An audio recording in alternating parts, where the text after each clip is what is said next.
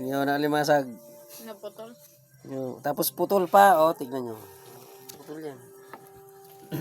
Tapos wala pang baga. Tignan nyo. Oh, yung alimasag buhay pa. nandun sa ilalim mo. Nandun pa yung alimasag sa loob. Oh. Hindi naman rin yung panood. No, yung alimasag nandun sa ilalim. Ang lupit. Ang lupit yan ha. Wala pang baga pero nakaihaw na yung alimasag. Dito nyo na makikita yan sa Palawan. Ayun, sa, ano yun? Ano yun? Buhayan, buhayan. Tignan nyo guys. Iniihaw. Wala pang baga pero iniihaw na. Oh. Yan yung nahuli namin. Yan, nahuli namin kanina. Inihaw namin. Tingnan nyo. Buhayan? Buhayan, buhayin ng babae lang yan. Tapos yung ano naman, Babay lang yun eh. yung isdang maliliit, ikikilawin daw. Hindi pa nagdikit. Inihawa na. Seryoso ginawa.